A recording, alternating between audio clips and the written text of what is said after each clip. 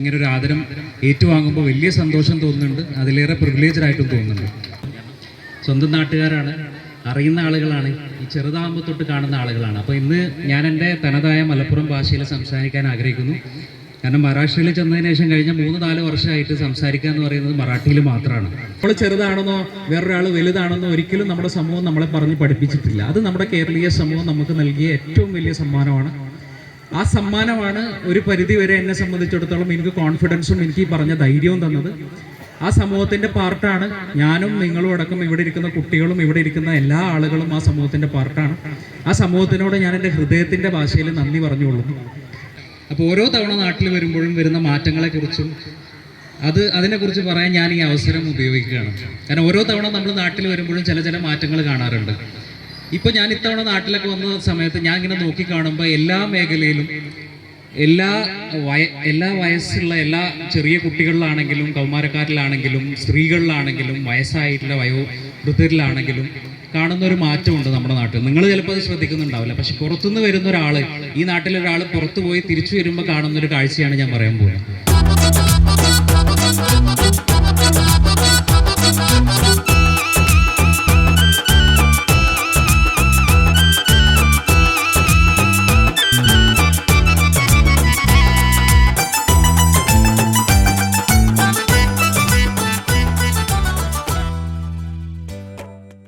ഈ ചടങ്ങിന് ഔദ്യോഗികമായി സ്വാഗതം ആശംസിക്കുന്നതിന് വേണ്ടി നമ്മൾ ആദരവ് ഏറ്റുവാങ്ങുന്ന നമ്മുടെ പ്രിയപ്പെട്ട നാട്ടുകാരൻ, നമ്മുടെ അഭിമാനം ജിതിൻ റഹ്മാൻ ഉൾപ്പെടെയുള്ള പ്രിയപ്പെട്ടവർ, നമ്മുടെ ഒരു ജില്ലയുടെ അധിപനായി നമ്മുടെ മയ്യന്താനിക്കാരൻ വാഴുന്നു എന്ന് പറയുമ്പോൾ അത് നിലമ്പൂരിൽ തന്നെ ആദ്യമായി ഒരാൾ IAS നേടുന്നത് അത് മയ്യന്താനി എന്ന ഈ ഗ്രാമത്തിൽ നിന്നാണ്.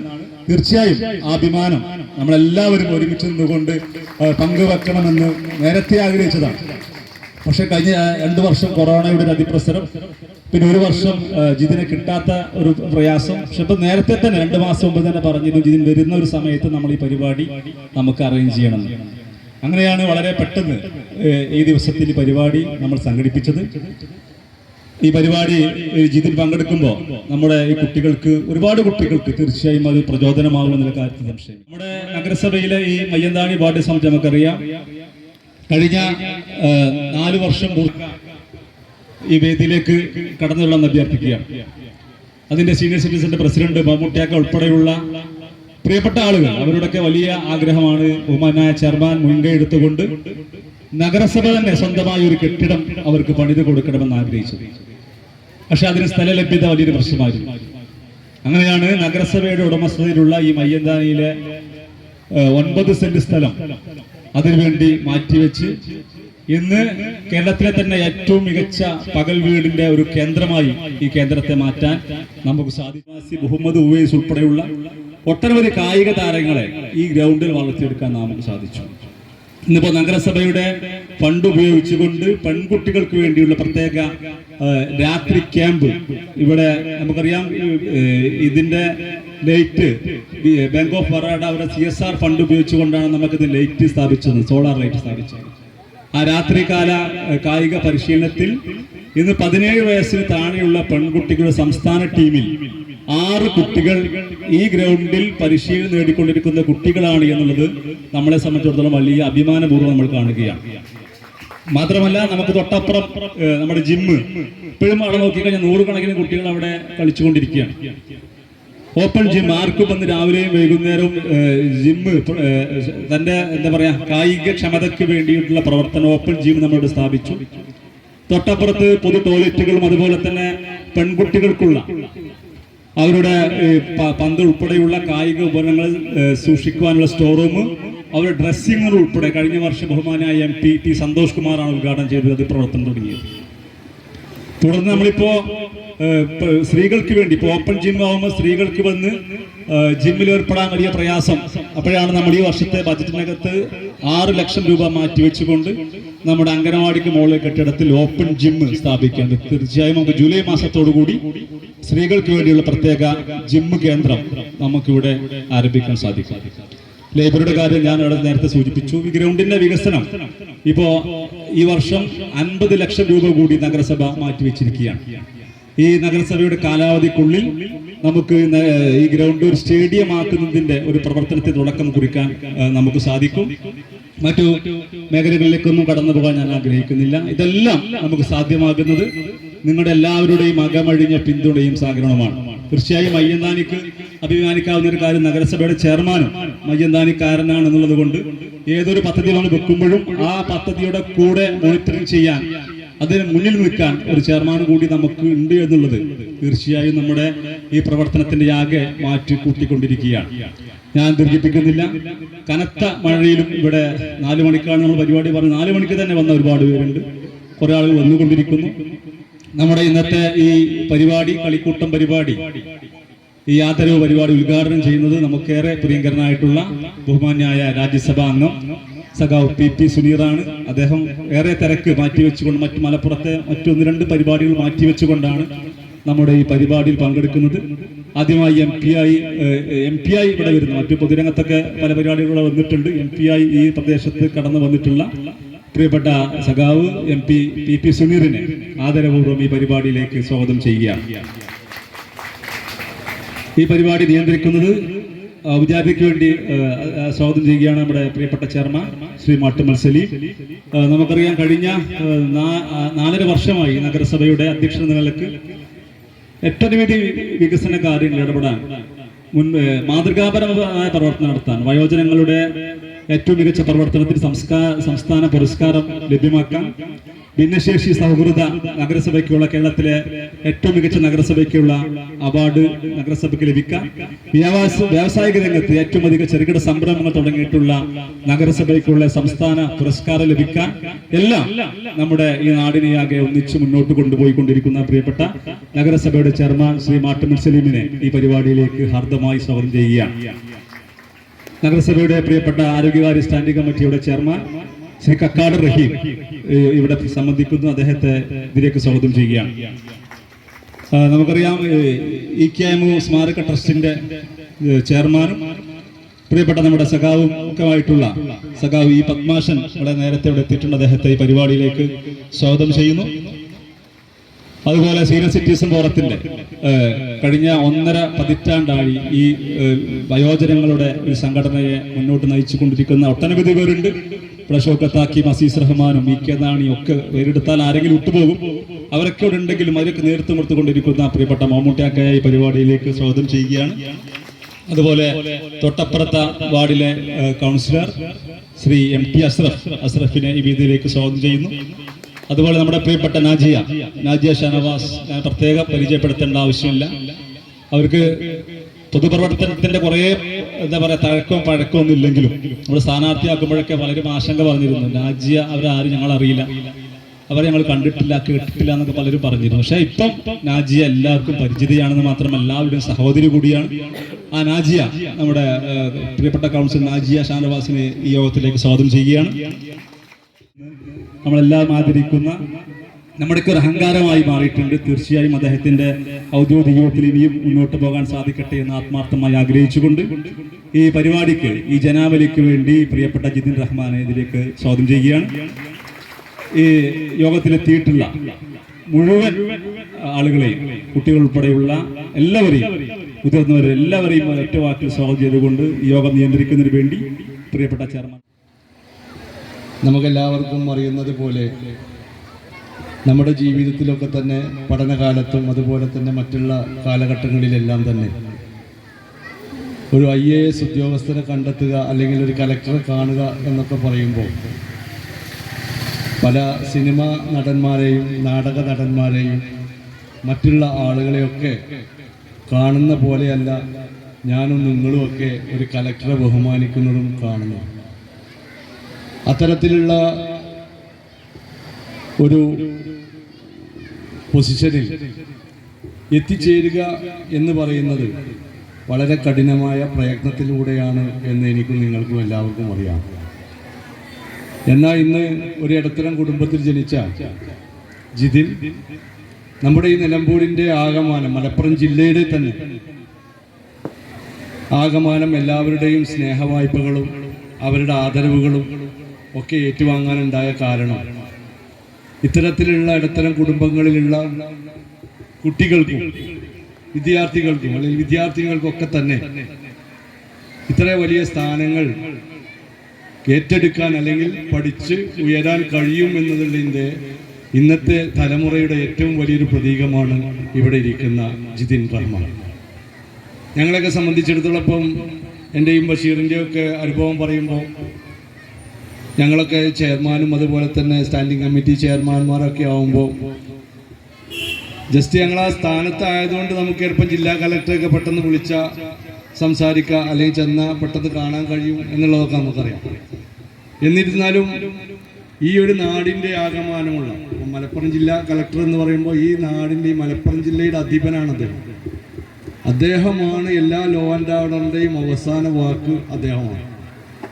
ഒരു വണ്ടി ഇവിടെ ചലിക്കണം എന്നുണ്ടെങ്കിൽ അല്ലെങ്കിൽ നിർത്തണം എന്നുണ്ടെങ്കിൽ ഒരു കളക്ടർക്ക് കഴിയും. അപ്പോൾ അത്രത്തോളം പവർഫുള്ളായിട്ടുള്ള ഒരു സ്ഥാനത്ത് എത്തിച്ചേർന്ന ജിതിൻ റഹ്മാന് ഇവിടുന്ന് അല്ലാത്ത സ്വീകരണങ്ങളൊക്കെ പലതും ചിലപ്പോൾ അദ്ദേഹത്തിൻ്റെ കൂടെ പഠിച്ച ആളുകൾ അദ്ദേഹത്തിൻ്റെ മറ്റുള്ള എന്താ പറയുക ജോലി സ്ഥലങ്ങളിലൊക്കെ കിട്ടിയിരിക്കും. പക്ഷെ അദ്ദേഹം കളിച്ച് വളർന്ന നാട്, ജനിച്ചു വളർന്ന നാട്, അദ്ദേഹത്തെ അറിയുന്ന ആളുകളുടെ മുമ്പിൽ നിന്നൊരു സ്വീകരണം കിട്ടുമ്പോൾ അത് തീർച്ചയായും അദ്ദേഹത്തെ കൂടുതൽ പ്രചോദിപ്പിക്കും എന്നുള്ള കാര്യത്തിൽ യാതൊരു സംശയവുമില്ല. മുനിസിപ്പാലിറ്റിയുടെ വികസന കാര്യങ്ങളിലെല്ലാം തന്നെ ബഷീർ ഇവിടെ വളരെ ചെറിയ സമയം കൊണ്ട് വിവരിക്കുകയുണ്ടായി. ഇന്ത്യയിൽ ആദ്യമായി ഒരു യുനെസ്കോ ലേണിംഗ് സിറ്റി പുരസ്കാരം കിട്ടിയ മുനിസിപ്പാലിറ്റിയാണ് നെൽമ്പൂർ മുനിസിപ്പാലിറ്റി. ഈ 4.5 വർഷം കൊണ്ട് അടിസ്ഥാന വികസന സൗകര്യങ്ങളിലെല്ലാം തന്നെ ജനങ്ങ പങ്കാളിത്തത്തോടുകൂടെ നമുക്കത് വിജയിപ്പിച്ചെടുക്കാൻ സാധിച്ചിട്ടുണ്ട്. ഇനി നമ്മുടെ ഈ നിലമ്പൂരിനെ മൊത്തത്തിൽ തന്നെ നമുക്കൊരു വിദ്യാഭ്യാസ ഹബ്ബാക്കി ഉയർത്താൻ കഴിയുന്ന നമ്മുടെ കയ്യിലുള്ള ഏറ്റവും വലിയൊരു ടൂളാണ് യുനെസ്കോ ലേണിംഗ് സിറ്റി പുരസ്കാരം എന്ന് പറയുന്നത്. ഇത്തരത്തിലുള്ള പുരസ്കാരം കിട്ടിയ മുനിസിപ്പാലിറ്റി വേറെ ഇല്ല എന്ന് ഞാൻ പറഞ്ഞു. നമ്മുടെ പുതുതലമുറ നമ്മുടെ മക്കൾക്കൊക്കെ തന്നെ വലിയൊരു വാതായനമാണ് ഈ ഒരൊറ്റ പുരസ്കാരത്തിൽ നമുക്ക് കിട്ടിയിട്ടുള്ളത്. അപ്പോൾ നമ്മുടെ നാട്ടുകാരുടെ സഹകരണത്തോടു കൂടെ നമുക്ക് വളരെ വൈകാതെ തന്നെ നമ്മുടെ ഈ നാട്ടിലുള്ള എല്ലാ വിദ്യാർത്ഥികളെയും ഹയർ സ്റ്റഡീസിന് പോയ പോകുന്ന വിദ്യാർത്ഥികളെയൊക്കെ ഉൾപ്പെടുത്തിക്കൊണ്ട് നമുക്ക് വലിയൊരു കോൺക്ലേവ് നടത്തേണ്ടത്. അപ്പോൾ ഈ ഒരു വിജയത്തിൽ മാത്രമല്ല, നിലമ്പൂരിനെ ഇനിയും മറ്റുള്ള നാടുകളിലൊക്കെ തന്നെ കസിനാണ്. അപ്പോൾ അതുകൊണ്ട് അത് നമ്മുടെ ഒരു വൈകാരികമായിട്ട് നമ്മുടെ കുടുംബത്തിലുള്ള ഒരാള് നിങ്ങൾക്ക് എങ്ങനെ പോകണോ അതേപോലെ തന്നെ എനിക്കും അനുഭവപ്പെടുന്ന ഒരു സാഹചര്യത്തിലാണ് ഞാനിവിടെ ഉള്ളത്. അതുകൊണ്ട് തന്നെ ഈ ഔപചാരികമായ സ്വീകരണം ഉദ്ഘാടനം ചെയ്യുന്നതിന് വേണ്ടി നമുക്ക് ഏവർക്കും ഏറെ പ്രിയങ്കരനായ നമ്മുടെ രാജ്യസഭാ MP PP സുനീനോട്. ഇന്ത്യയിലെ സിവിൽ സർവീസിലെ ഏറ്റവും ഉന്നതമായ സ്ഥാനത്ത് നമ്മുടെ നാട്ടുകാരനായ ഒരാളെ തീർച്ചയായും നമുക്ക് എല്ലാവർക്കും ഏറെക്കുറെ വ്യക്തിപരമായി പരിചയമുള്ള ആളുകൾ മലപ്പുറം കലക്ടറെ നിങ്ങൾക്കൊക്കെ പരിചയമുണ്ടാവും, ഫോട്ടോ കണ്ടും ടെലിവിഷനിൽ കണ്ടും പ്രസംഗം കണ്ടുമൊക്കെ. പക്ഷെ നമ്മൾ തിരിച്ച് ഇങ്ങോട്ട് അറിയുക എന്നുള്ളത് വളരെ കുറച്ച് ആളുകൾക്ക് മാത്രമേ അത്തരം അവസരം ഉണ്ടാവുകയുള്ളൂ. ആ രീതിയിൽ നിങ്ങളെയും ഓരോരുത്തരെയും വ്യക്തിപരമായി അറിയാൻ കഴിയാവുന്ന ഒരാൾ ഒരു പ്രധാനപ്പെട്ട സ്ഥാനത്ത് ഇരിക്കുക എന്ന് പറഞ്ഞാൽ രാഷ്ട്രീയക്കാരൊക്കെ മാറി വരുന്ന ആളുകളാണ്. ഇവർ പെൻഷൻ പറ്റുന്ന പ്രായം വരെയും ഈ ഉന്നതമായ സ്ഥാനങ്ങളിലൊക്കെ മറ്റു കാര്യമായ കുഴപ്പങ്ങളൊന്നും ഇല്ലാതിരുന്നാൽ അവർക്ക് ആ ജോലിയുമായി മുന്നോട്ട് പോകാൻ സാധിക്കും. അങ്ങനെയൊരു സ്ഥാനത്തേക്ക് നമ്മുടെ നാട്ടുകാരനായ ഒരാൾ വന്നു എന്നുള്ളത് തീർച്ചയായും ഏറെ സന്തോഷകരമാണ്, ഏറെ അഭിമാനകരമാണ്. ഞാൻ ഈ മലപ്പുറം ജില്ലയുടെ തെക്കേറ്റത്ത് മാറഞ്ചേരി, പൊന്നാനി മണ്ഡലത്തിൽ മാറഞ്ചേരി എന്നാണ് വരുന്നത്. 10-15 വർഷം മുമ്പ് അവിടെ അനുപമ എന്ന് പറയുന്ന ഒരു IAS കാരിയെ ആദ്യം ഞങ്ങൾക്ക് കിട്ടി. അവരിന്ന് ഗവൺമെൻറ് അണ്ടർ സെക്രട്ടറിയായി വളരെ ഉയർന്ന സ്ഥാനത്തിരിക്കുന്നു. ഈ കഴിഞ്ഞ റിസൾട്ട് വന്നപ്പോൾ വീണ്ടും മാറഞ്ചേരി ഒരു പെൺകുട്ടിക്ക് കൂടി വീണ്ടും IAS കിട്ടുന്നൊരു സാഹചര്യമുണ്ട്. ഞാൻ സൂചിപ്പിച്ച മലപ്പുറം ജില്ലയിലെ ഓരോ ഗ്രാമപഞ്ചായത്തിലും ഓരോ ഗ്രാമപ്രദേശങ്ങളിലും ഇതുപോലെയുള്ള ഏറ്റവും ഉന്നതരായ സിവിൽ സർവീസ് ഉദ്യോഗസ്ഥന്മാരെപ്പോഴും ലഭിക്കുന്ന ഒരു കാലഘട്ടത്തിലേക്ക് നമ്മുടെ പ്രദേശം നാട് മാറി എന്ന് പറഞ്ഞാൽ അതൊരു ചെറിയ കാര്യമല്ല. ഒരു നാടിൻ്റെ പുരോഗതി എന്താണ് എന്ന് അളക്കുന്നത് ആ നാടിൻ്റെ വിദ്യാഭ്യാസ രംഗത്തുള്ള പുരോഗതി എന്താണ് എന്നത് വെച്ചുകൊണ്ടാണ്. അവിടെ വ്യവസായ സ്ഥാപനങ്ങൾ എത്രയുണ്ട്, അണക്കെട്ടുകളുണ്ട്, അല്ലെങ്കിൽ പവർ സ്റ്റേഷനുകളുണ്ട് എന്നൊന്നുമല്ല നോക്കുന്നത്. ആ നാട്ടിൽ എത്ര വിദ്യാഭ്യാസ സ്ഥാപനങ്ങളുണ്ട്, വിദ്യാസമ്പന്നരായ എത്ര ജനങ്ങളുണ്ട് എന്നുള്ളത് നോക്കിയാണ് ഒരു നാടിൻ്റെ പുരോഗതിയെ ഒരു പുരോഗമന സമൂഹം വിലയിരുത്തുന്നതും പരിഗണിക്കുന്നത്. ആ രീതിയിൽ പരിശോധിച്ചാൽ മലപ്പുറം ജില്ല ഇന്ന് വലിയ മുന്നേറ്റം ഉണ്ടാക്കിയ ഒരു ഭൂപ്രദേശമാണ്. പല കാരണങ്ങൾ കൊണ്ട് വിദ്യാഭ്യാസ രംഗത്ത് ഏറെ പുറകിൽ നിന്നിരുന്ന ആളുകളായിരുന്നു നമ്മുടെ മലപ്പുറം ജില്ലക്കാരായ ആളുകൾ. മലപ്പുറം ജില്ല 1970 രൂപീകരിക്കുമ്പോഴും അതിനു മുമ്പാണെങ്കിലും വിദ്യാഭ്യാസ രംഗത്ത് ഏറെ പിന്നോക്കം നിന്നിരുന്ന പ്രദേശം, പ്രത്യേകിച്ച് പെൺകുട്ടികളുടെ വിദ്യാഭ്യാസത്തിന്റെ കാര്യത്തിൽ. ചരിത്രപരമായ ഒട്ടേറെ കാരണങ്ങളുണ്ട്. ഞാൻ ഈ സമയത്ത് അതിന്റെ വിശദാംശങ്ങളിലേക്ക് പോകുന്നില്ല. വിദ്യാഭ്യാസം ഒരു അത്യാവശ്യമുള്ള കാര്യമല്ല. പെൺകുട്ടികൾക്ക് പലപ്പോഴും അത് നിഷിദ്ധമാണ് എന്ന് ചിന്തിച്ചിരുന്ന, ആ രീതിയിൽ വിശ്വസിച്ചിരുന്ന പല കാരണങ്ങൾ കൊണ്ടും അങ്ങനെയുള്ള ധാരാളം ആളുകൾ ഉണ്ടായിരുന്ന ഒരു കാലഘട്ടമായിരുന്നു ഒരു പ്രദേശത്ത് നമ്മൾ ജീവിച്ചിരുന്നത്. എന്നാൽ ഇന്നതൊക്കെ മാറി. വിദ്യാഭ്യാസം നിർബന്ധമാണ് എന്ന ബോധ്യം സ്വന്തം ജീവിതത്തിലെ അനുഭവത്തിലൂടെ, പ്രത്യേകിച്ച് വിദേശ രാജ്യങ്ങളിൽ പോയി ഗൾഫ് രാജ്യങ്ങളിൽ ചെന്നപ്പോൾ തന്നെ വിദ്യാഭ്യാസത്തിന്റെ പ്രാധാന്യം എന്താണ് എന്ന് നമ്മുടെ സഹോദരന്മാർ തിരിച്ചറിയുകയും അവർ നിർബന്ധമായും അവരുടെ വീട്ടിലുള്ള കുട്ടികളെയും പുതിയ തലമുറയെയും വിദ്യാഭ്യാസമാണ് മറ്റെന്തിനേക്കാൾ പ്രധാനമെന്ന് ചിന്തിക്കുകയും ചെയ്തതിന്റെ അടിസ്ഥാനത്തിൽ ഉണ്ടായ പുരോഗതിയാണ് ഏറ്റവും പ്രധാനം. പോസ്റ്റുകളിൽ വരുമ്പോൾ, ഗവൺമെന്റിൽ ഏറ്റവും ഉയർന്ന സ്ഥാനങ്ങൾ വരുമ്പോൾ, യൂണിവേഴ്സിറ്റിയിലൊക്കെ അധ്യാപകർ ഉൾപ്പെടെയുള്ള പോസ്റ്റുകൾ വരുമ്പോൾ റിസർവേഷനായിട്ട് എടുത്താൽ പോലും അതിന് പോലും കൊടുക്കാൻ പേരിന് പോലും ആളില്ലാത്ത പ്രദേശമായിരുന്നു മലപ്പുറം. പല ഉയർന്ന സ്ഥാനങ്ങളിലും പിന്നോക്കം നിൽക്കുന്നത് ഇപ്പോഴും അതുകൊണ്ടായിരുന്നു. എന്നാൽ ആ അവസ്ഥക്കൊക്കെ വലിയ പരിഹാരമുണ്ടായി, വലിയ മുന്നേറ്റം ഉണ്ടാക്കിക്കൊണ്ടിരിക്കുക. ഒരു കാലത്ത് പെൺകുട്ടികളുടെ വിദ്യാഭ്യാസത്തൊക്കെ 10ാം ക്ലാസ് ആകുമ്പോഴേക്കും മിക്കവാറും പെൺകുട്ടികളെ കല്യാണം കഴിപ്പിച്ചു കൊടുത്തു. 15 വയസ്സാണ് ശരാശരി പ്രായം. അവർ വീട്ടിലൊരു ഭാരമായി കണ്ടിരുന്ന ഒരു സാഹചര്യമായിരുന്നു നമ്മുടെയൊക്കെ കുടുംബങ്ങളിൽ ഉണ്ടായിരുന്നത്. കെട്ടിച്ചു വിടുക എന്നുള്ളതാണ്. കെട്ടിക്കുക എന്ന് പറഞ്ഞാൽ തന്നെ അതിൻ്റെ അർത്ഥം എന്താണ്? ഒരു കെട്ടുപാടിലേക്ക് അവർ വിടുക എന്നുള്ളത് തന്നെയാണ് അറിഞ്ഞുകൊണ്ട് രക്ഷിതാക്കൾ ചെയ്തിരുന്നത്. 15 വയസ്സിൽ കൂടുതൽ പഠിക്കേണ്ടതില്ല എന്ന് അതൊരു മതപരമായ ആചാരം പോലെ പോലും കൊണ്ടുവന്നിരുന്നു നമ്മുടെ നാട്ടിൽ. അതിൽ നിന്ന് മാറി വരാൻ ഒരുപാട് സമയമെടുത്തു. ആ പെൺകുട്ടികൾ അനുഭവിച്ച എൻ്റെയും നിങ്ങളുടെയും ഒക്കെ സഹോദരിമാരും നമ്മുടെയൊക്കെ മൂത്ത സഹോദരിമാർ പ്രത്യേകിച്ചും അനുഭവിച്ച ദുരന്തം എന്തായിരുന്നു? അവരുടെ തെറ്റുകൊണ്ടല്ല അവരത് അനുഭവിക്കേണ്ടി വന്നത്. എന്തിനാണ് ആൺകുട്ടികളും പെൺകുട്ടികളും വ്യത്യസ്തമായ രീതിയിൽ നമ്മൾ കണക്കാക്കുന്നത്? ആൺകുട്ടികൾ സമ്പാദിക്കുന്നത് പോലെ, പഠിക്കുന്നത് പോലെ ജോലിയെടുത്ത് പെൺകുട്ടികളും ആത്മാഭിമാനത്തോടും ജീവിച്ചാൽ എന്ത് തടസ്സമാണുള്ളത്? ഏതെങ്കിലും വീട്ടിൽ അടുക്കളയിൽ പണിയെടുക്കാൻ വേണ്ടി മാത്രമാണോ നമ്മൾ പെൺകുട്ടികളെ വളർത്തി വലുതാക്കുന്നത്? ആ ചിന്താഗതി എങ്ങനെയാണ് നമ്മുടെ നാട്ടിൽ വളർന്നു വന്നത്? അത് തിരുത്തുക, ആ തെറ്റ് തിരുത്തുക എന്നുള്ളത് തന്നെയാണ് നമ്മുടെ പോലെയുള്ള എല്ലാവരുടെയും ഉത്തരവാദിത്വം.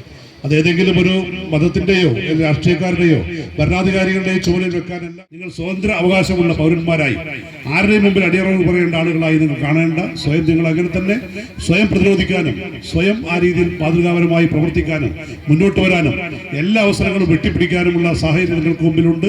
ആരെങ്കിലും 18 വയസ്സിന് മുമ്പൊക്കെ കല്യാണം ആലോചിച്ചാൽ ആലോചിക്കുന്നവർ ജയിലിലെടുക്കാനുള്ള നിയമം നമ്മുടെ രാജ്യത്തുണ്ട്. അത് നമ്മൾ വിനിയോഗിക്കണം. അങ്ങനെ കല്യാണം കഴിച്ച് ബാധ്യത അവസാനിപ്പിക്കേണ്ട യാതൊരു കാര്യവുമില്ല. ആ മാറ്റം കേരളത്തിന്റെ പൊതുവായ വളർച്ചയുടെ, പുരോഗതിയുടെ ഏറ്റവും പ്രധാനപ്പെട്ട ലക്ഷണമായി നമ്മുടെ മുമ്പിലുണ്ട്. അത് പരമാവധി നിങ്ങൾ എല്ലാവരും പ്രയോജനപ്പെടുത്തണമെന്ന് മാത്രം. ഇത്തരം കൂട്ടായ്മകൾ ഇനിയും ഈ മേഖലയിൽ പ്രവർത്തിക്കുന്ന ആളുകൾക്കുള്ള പ്രോത്സാഹനവും പിന്തുണയുമാണ്. ഇപ്പോൾ നമ്മൾ ധാരാളം പ്രതിഭകളെ ഇവിടെ കഴിവ് തെളിയിച്ച് വ്യത്യസ്ത മേഖലകളിലെ പ്രതിഭകൾ ആദരിക്കുന്നുണ്ട്. വിദ്യാർത്ഥികൾക്ക് പ്രോത്സാഹനങ്ങളും സഹായവും നൽകുന്നുണ്ട്. വിദ്യാഭ്യാസ രംഗത്ത് ഒരു കാലത്തുമില്ലാത്ത രീതിയിലുള്ള ആത്മാർത്ഥമായ സഹായവും പിന്തുണയും ഇന്ന് നമുക്ക് നാടിന്റെ എല്ലാ മേഖലകളിൽ നിന്ന് കിട്ടുന്നുണ്ട്. ആ അവസരം പൂർണ്ണമായും ഇനിയും ഉയരങ്ങൾ കീഴടക്കട്ടെ. അദ്ദേഹത്തിന് ഈ നാടിനോട് പ്രതിബദ്ധതയുള്ള സാധാരണക്കാരായ മനുഷ്യർ ആവശ്യത്തിന് വേണ്ടി വരുമ്പോൾ അവരോട് അനുഭാവപൂർവ്വം സമീപിക്കാൻ, അവർക്ക് പരിഗണന കൊടുക്കാൻ കഴിയാവുന്ന ഉദ്യോഗസ്ഥന്മാരായി മാറും.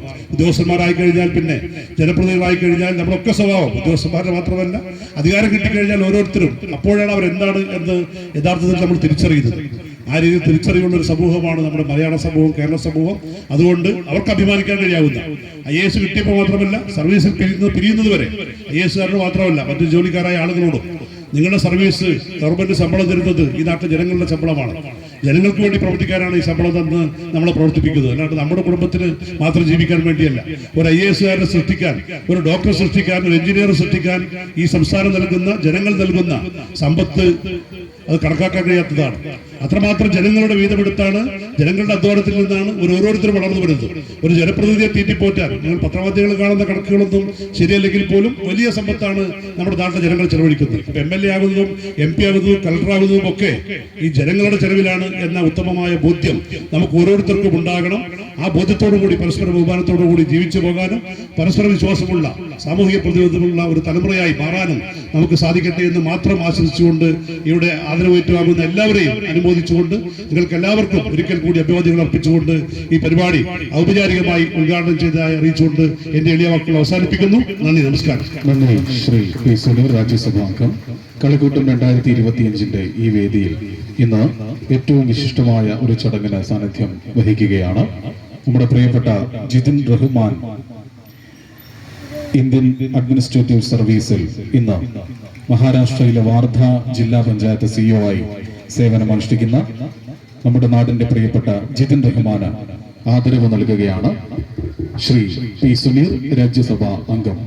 കയ്യടിയായി നൽകിക്കൊണ്ട് ജിതിൻ റഹ്മാന് ഈ വേദിയിൽ ആദരവ് നൽകാം.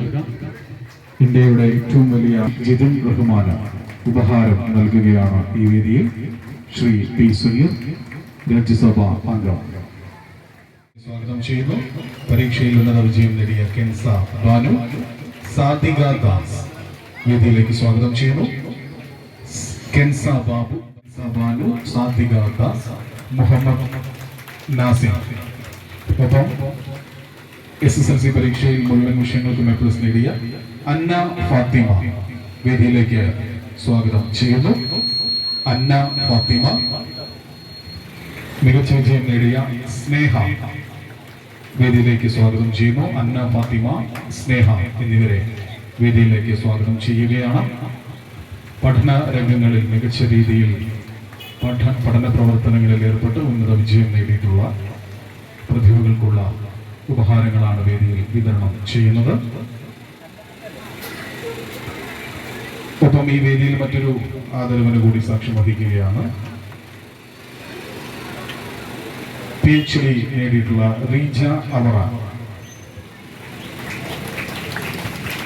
ഇംഗ്ലീഷിൽ പഠനം നടത്തി ഡോക്ടറേറ്റ് നേടിയിട്ടുള്ള റീജ അവറ അവർക്കുള്ള ഉപഹാരം ഈ വേദിയിൽ വെച്ച് ഈ കളിക്കൂട്ടം 2000 വിതരണം ചെയ്യുകയാണ്. അതിന്റെ പ്രധാനപ്പെട്ട ഭാരവാഹികളെ വേദിയിലേക്ക് ക്ഷണിക്കുന്നു. ഒരു ഉപഹാരം ഈ വേദിയിൽ നൽകുകയാണ്. അതിന്റെ പ്രിയപ്പെട്ട ഭാരവാഹികൾ ആ ഉപഹാരം റഹ്മാന കൈമാറുന്നു.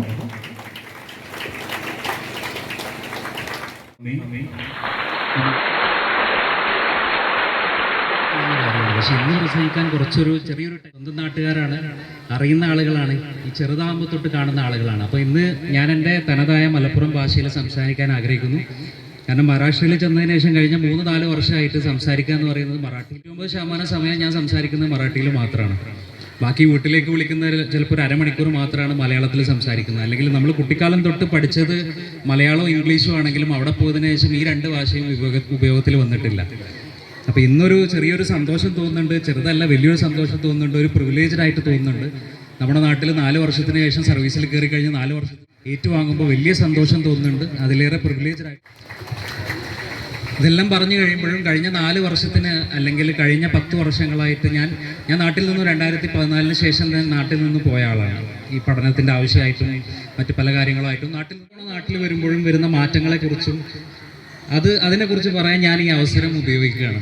കാരണം ഓരോ തവണ നമ്മൾ നാട്ടിൽ വരുമ്പോഴും ചില മാറ്റങ്ങൾ കാണാറുണ്ട്.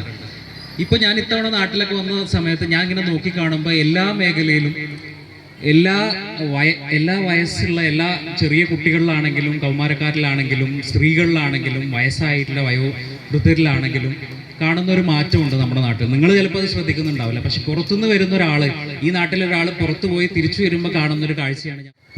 വയോവൃദ്ധരുടെ അല്ലെങ്കിൽ 60+ നമ്മളെ സീനിയർ സിറ്റിസൺ ആളുകളുടെ കാര്യം എടുത്ത് നോക്കിക്കഴിഞ്ഞാൽ എൻ്റെ വാപ്പ അതിൻ്റെ ഒരു ആക്റ്റീവ് പ്രവർത്തകനാണ്. മമ്മൂട്ടിയൊക്കെ ഇവിടെ സ്റ്റേജിൽ ഇരിക്കുന്നുണ്ട്. നമ്മൾ ഓരോ ദിവസം ഞാൻ ഫോൺ ചെയ്യുമ്പോൾ വാപ്പാനെ വിളിക്കുമ്പോൾ രാവിലെ എവിടെ പോയെന്ന് ചോദിച്ചു കഴിഞ്ഞാൽ പകൽ വീട്ടിലാണെന്ന് പറയും. അപ്പോൾ 60 വയസ്സ് കഴിഞ്ഞ ഒരു 10 വർഷം മുമ്പൊക്കെ ഞാനൊക്കെ എൻ്റെ വല്യപ്പാനെ കാണുന്ന 60 വയസ്സ് 70 വയസ്സ് കഴിഞ്ഞ് കഴിഞ്ഞാൽ വീട്ടിൽ തന്നെ ഇരിപ്പായിരുന്നു. അതായത് പിടികൊലയിൽ എവിടെയെങ്കിലും പോയിരിക്കും, ചിലപ്പോൾ അത് കഴിഞ്ഞ് തിരിച്ച് വീട്ടിലേക്ക് വരും. ഇത്രേ ചെയ്യുന്നുണ്ടായിരുന്നുള്ളൂ. നമ്മുടെ വീട്ടിലൊരു കാരണവരായിട്ട് എപ്പോഴും ഇങ്ങനെ ഇരിക്കും. പക്ഷെ ഇന്ന് നമ്മുടെ നാട്ടിൽ നോക്കിക്കഴിഞ്ഞാൽ 60 വയസ്സ് കഴിഞ്ഞ ആളുകളൊക്കെ സംഘാടകർ കൂടിയാണ്. അവരവരുടെ പരിപാടികൾ സംഘടിപ്പിക്കുന്നുണ്ട്, ദിവസേന രാവിലെ അവിടെ പോയിരിക്കുന്നുണ്ട്, അവിടെ ഭക്ഷണം ഉണ്ടാക്കുന്നുണ്ട്, പരിപാടികൾ സംഘടിപ്പിക്കുന്നുണ്ട്, ടൂറ് പോകുന്നുണ്ട്. മാസത്തിൽ ഒരിക്കലെങ്കിലും ടൂറ് നിർബന്ധമായിട്ടും അവർ പോകുന്നുണ്ട്. അപ്പോൾ ഇതൊക്കെ വലിയൊരു സന്തോഷം നൽകുന്ന കാര്യമാണ്. ഇതിൽ നിങ്ങൾ സൂക്ഷിച്ച് നോക്കിക്കഴിഞ്ഞാൽ നമുക്ക് കാണാൻ പറ്റുന്ന ഒരു കാര്യം, 60 വയസ്സ് കഴിഞ്ഞ ആളുകൾക്കും ഒരുപാട് ഓപ്ഷൻസ് അവരുടെ മുമ്പിൽ വരികയാണ്. ഞാൻ ഇതാണ് പറയാൻ പോകുന്നത്. നിങ്ങളുടെ ഒരു 60 വയസ്സ് കഴിഞ്ഞ ഒരാളുടെ മുമ്പിലും 1, 2, 3, 4, 5 ഓപ്ഷൻസ് ആണ്. വീട്ടിലിരിക്കാം, അല്ലെങ്കിൽ പുറത്തു പോകാം, അല്ലെങ്കിൽ സംഘാടകനായി മറ്റു പരിപാടികൾ സംഘടിപ്പിക്കാം, അല്ലെങ്കിൽ ടൂറ് പോകാം എന്ന് പറയുന്നത് അദ്ദേഹത്തിൻ്റെ മുമ്പിലോ അല്ലെങ്കിൽ വയസ്സായിട്ടുള്ള ഒരാളുടെ മുമ്പിലോ വരുന്ന ഓപ്ഷൻസ് ആണ്. ആ ഓപ്ഷൻസ് കൂടിയതായിട്ട് കഴിഞ്ഞ കുറേ വർഷങ്ങളായിട്ട് ഞാൻ സൂക്ഷിച്ചുകൊണ്ടിരിക്കുന്ന ഒരു കാര്യമാണ്, ഞാൻ ശ്രദ്ധിച്ചുകൊണ്ടിരിക്കുന്ന ഒരു കാര്യമാണ്. ഇതൊന്ന്. ഇനി വേറൊരു വിഭാഗം എടുത്തു കഴിഞ്ഞാൽ നമുക്ക് നോക്കാൻ പറ്റും. നമ്മളെ മഹിളകൾ എടുത്തു കഴിഞ്ഞാൽ, നമ്മുടെ സ്ത്രീകൾ എടുത്തു കഴിഞ്ഞാൽ, ഒരു 10 വർഷം മുമ്പൊക്കെ സ്ത്രീകളെ ഇത്ര റോട്ടിൽ കാണാൻ പറ്റുമെന്ന് ചോദിച്ചു കഴിഞ്ഞാൽ കാണാൻ പറ്റില്ല എന്ന് ഞാൻ പറയാൻ പറ്റും. ഇപ്പോൾ നോക്കിക്കഴിഞ്ഞാൽ നമ്മുടെ ആക്റ്റീവ വണ്ടി വന്നതിന് ശേഷവും സ്ത്രീകളൊക്കെ പുറത്തിറങ്ങാൻ തുടങ്ങി, പല ബിസിനസ്സുകൾ ചെയ്യാൻ തുടങ്ങി. ഞാൻ എൻ്റെ അമ്മായിമാരെയും കാണാൻ തുടങ്ങിയിട്ടുണ്ട്. യൂട്യൂബിലെല്ലാം അല്ലെങ്കിൽ വാട്സപ്പിലെല്ലാം സ്റ്റാറ്റസ് കാണുന്നുണ്ട്. ഇവർ തുണികളെല്ലാം പുറത്തുനിന്ന് എടുത്തിട്ട് ഇവരിവിടെ കച്ചവടം ചെയ്യുന്നതായിട്ട് ഞാൻ കണ്ടിട്ടുണ്ട്. അപ്പോൾ ഒരുപാട് ഓപ്ഷൻസ് സ്ത്രീകളുടെ മുമ്പിലേക്ക് വന്നു. പല പെൺകുട്ടികളും പല കോഴ്സുകളിൽ ജോയിൻ ചെയ്യുന്നുണ്ട്, ബാംഗ്ലൂർ പോയി പഠിക്കുന്നുണ്ട്, വിദേശത്ത് പോയി പഠിക്കുന്നുണ്ട്. ഇപ്പോൾ സ്ത്രീകളുടെ കാര്യം എടുത്ത് നോക്കിക്കഴിഞ്ഞാലും സ്ത്രീകളുടെ മുമ്പിലും ഒരുപാട് ഓപ്ഷൻസ് മുന്നോട്ട് വരികയാണ്.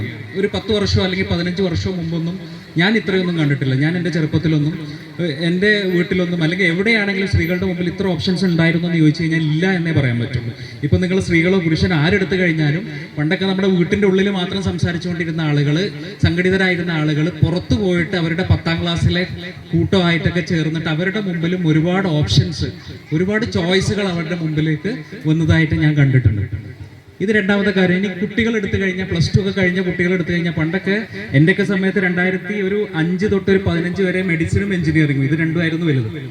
അതിൻ്റെ മുമ്പ് അതും ഇല്ലായിരുന്നു. പക്ഷേ മെഡിസിൻ എഞ്ചിനീയറിംഗ് ഞാൻ നന്നായിട്ട് പഠിക്കുന്നതായതുകൊണ്ട് എൻ്റെ വീട്ടുകാർക്ക് താല്പര്യം എന്നെ ഡോക്ടറാക്കാനായിരുന്നു.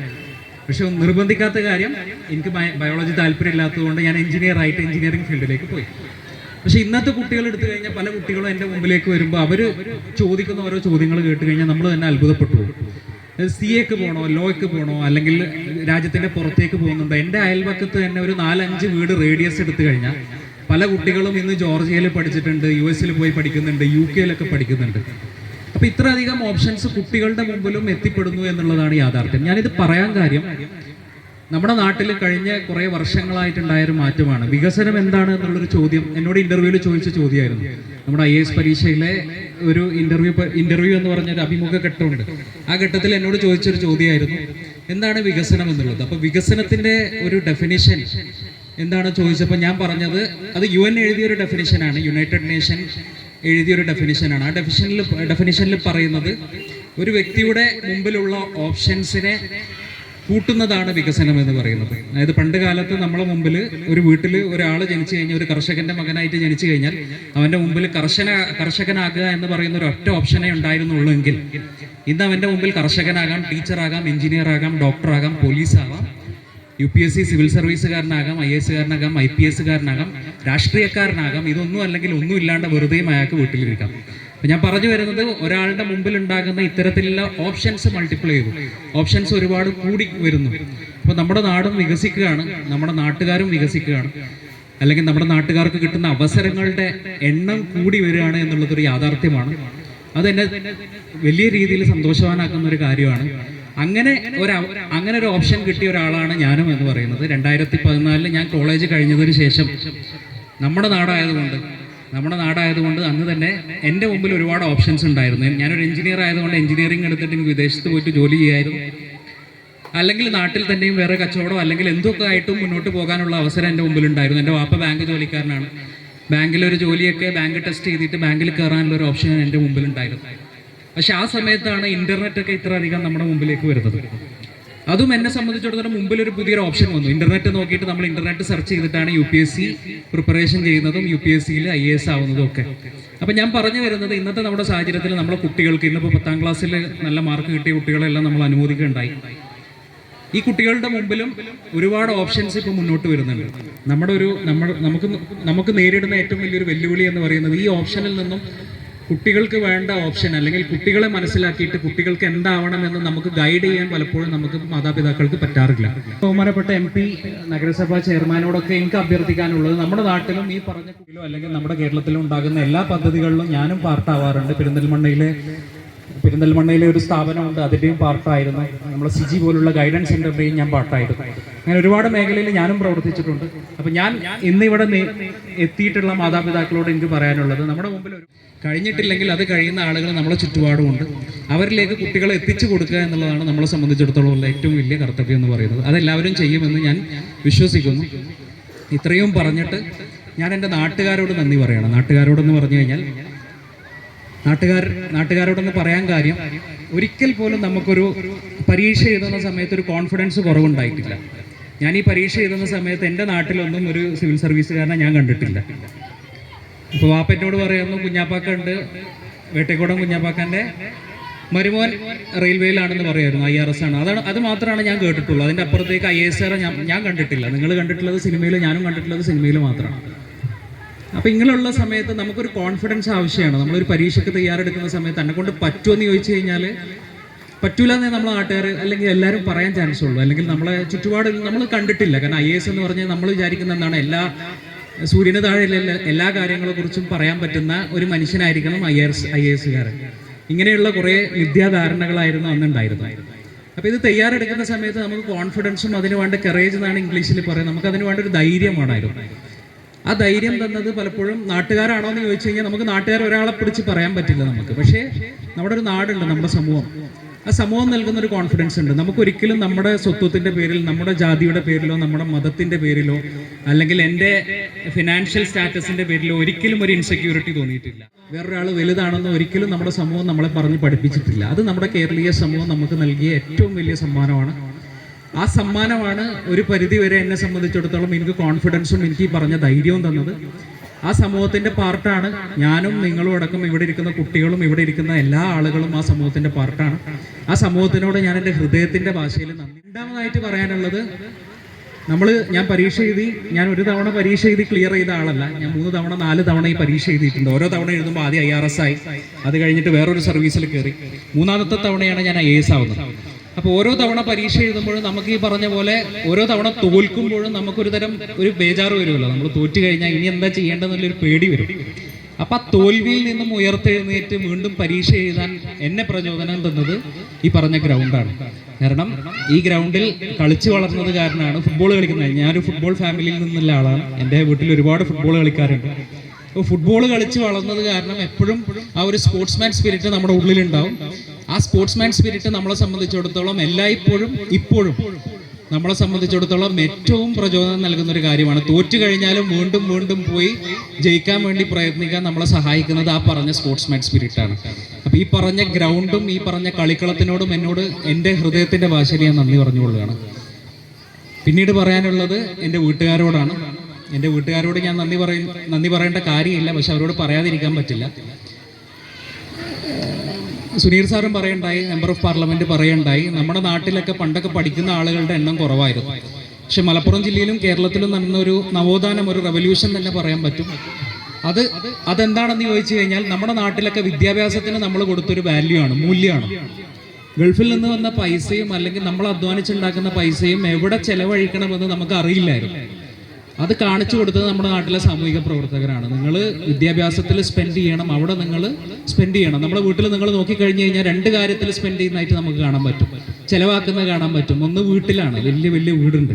ഇത്ര വലിയ വീടുകളൊന്നും ഞാൻ മഹാരാഷ്ട്രയിൽ എവിടെയും കണ്ടിട്ടില്ല. നമ്മുടെ നാട്ടിലൊരു സാധാരണക്കാരൻ്റെ വീട് മഹാരാഷ്ട്രയിലെ ഒരു പൈസക്കാരൻ്റെ വീടിനേക്കാൾ വലുതായിരിക്കും എന്നാണ് പറയാറുള്ളത്. അപ്പോൾ നമ്മൾ ചിലവാക്കുന്ന 2 കാര്യത്തിലാണ്. ഒന്ന് വീട്ടിൽ നമ്മൾ സ്പെൻഡ് ചെയ്യും, രണ്ടാമത് നമ്മൾ ഏറ്റവും കൂടുതൽ നമ്മൾ സ്പെൻഡ് ചെയ്തിട്ടുള്ളത് നമ്മളെ പോക്കറ്റിൽ നിന്നും കുട്ടികൾക്ക് വേണ്ടി സ്പെൻഡ് ചെയ്തിട്ടുള്ളത് വിദ്യാഭ്യാസത്തിലാണ്. അപ്പോൾ ഞാൻ പറഞ്ഞു വരുന്നത്, നമ്മുടെ നാട്ടിലെ വിദ്യാഭ്യാസത്തിന് ആ ഒരു മൂല്യം കൊടുത്തു. ആ മൂല്യം കൊടുക്കാൻ കാര്യം എന്ന് പറയുന്നത് നമ്മുടെ നാട്ടിലെ സാമൂഹിക പ്രവർത്തകരും നമ്മുടെ സമൂഹമാണ്.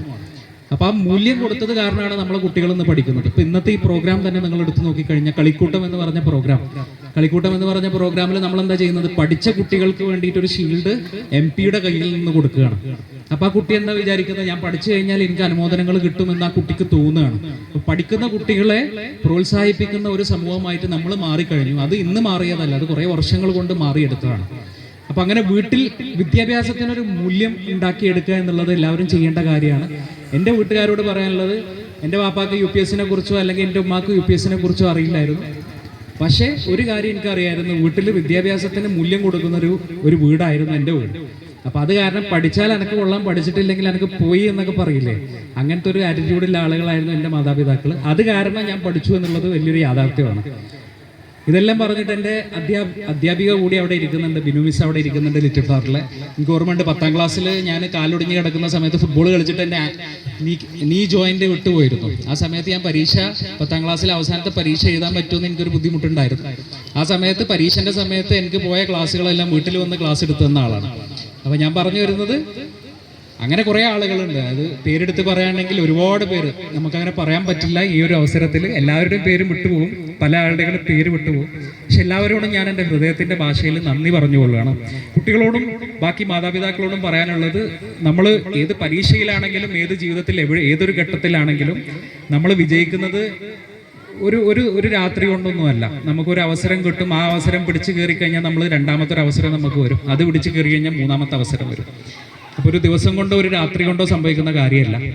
അല്ലെങ്കിൽ ഏതെങ്കിലും ഒരു പരീക്ഷ പാസ്സായി കഴിഞ്ഞപ്പോൾ IAS ആയിക്കഴിഞ്ഞാൽ എൻ്റെ ജീവിതം രക്ഷപ്പെട്ടു എന്നൊന്നും ഞാൻ വിചാരിക്കുന്നില്ല. ഇപ്പോഴും IASന് പഠിച്ചതിനേക്കാൾ കൂടുതൽ ദിവസവും പഠിക്കുന്ന ഒരാളാണ് ഞാൻ. കാരണം പഠിക്കാണ്ട് ഞങ്ങൾക്ക് സർവീസിൽ നിൽക്കാൻ കഴിയില്ല. കാരണം ഓരോ ദിവസവും ആദ്യം മഹാരാഷ്ട്രയിൽ ചെന്നതിന് ശേഷം മറാഠി പഠിക്കുക എന്ന് പറയുന്നത് വലിയൊരു ബുദ്ധിമുട്ടുള്ള കാര്യമാണ്. ഒരു കൊല്ലത്തിന്റെ ഇടയ്ക്ക് മറാഠി നമ്മൾ മലയാളം പറയുന്ന പോലെ ഇപ്പൊ ഞാൻ പറയും. അപ്പൊ ഞാൻ പറയുന്നത് ദിവസേന നമ്മൾ എന്തെങ്കിലും പുതിയ പുതിയ കാര്യങ്ങൾ പഠിച്ച് മുന്നേറിയാൽ മാത്രമേ നമുക്ക് അടുത്തൊരു ഘട്ടത്തിലേക്ക് പോകാൻ പറ്റുള്ളൂ എന്നുള്ളത് യാഥാർത്ഥ്യമാണ്. അതിനെന്നെ പ്രചോദനം നൽകിയത് എൻ്റെ ഉമ്മയും എൻ്റെ ഉപ്പയും എൻ്റെ നാട്ടുകാരും, അല്ലെങ്കിൽ ആ ഒരു ഗ്രോത്ത് മൈൻഡ് സെറ്റ് ഉണ്ടാക്കി തന്നത് ഈ നാട്ടിലെ ഫുട്ബോളും ഈ നാട്ടിലെ രാഷ്ട്രീയക്കാരും ഈ നാട്ടിലെ സാമൂഹിക പ്രവർത്തകരും ഒക്കെയാണ്. ഇവരോടെല്ലാവരോടും മറാഠിയിൽ പറയണം. അപ്പൊ എല്ലാ നാട്ടുകാരോടും, എല്ലാ എൻ്റെ അമ്മായിമാരും ഒക്കെ ഇരിക്കുന്നുണ്ട്. ഞാൻ പറയുന്നത് കേൾക്കാൻ പറ്റില്ല അവർക്ക് മിണ്ടാനും സംസാരിക്കാനും കഴിയില്ല. അവരോടും ഞാൻ നന്ദി പറഞ്ഞുകൊള്ളുന്നു. എല്ലാ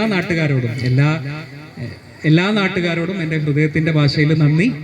10ാം ക്ലാസ്സിൽ ഉയർന്ന മാർക്ക് മേടിച്ച് നമ്മൾ ആദരവ് കൊടുത്ത എല്ലാ വിദ്യാർത്ഥികൾക്കും എൻ്റെ അപ്രീസിയേഷൻ. എല്ലാവർക്കും എൻ്റെ ഹൃദയത്തിൻ്റെ ഭാഷയിൽ നന്ദി.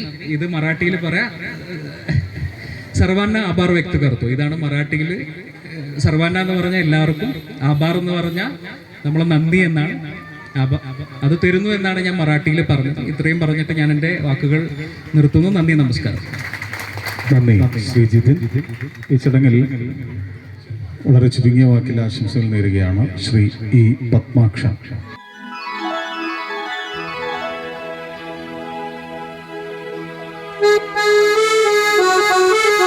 Thank you.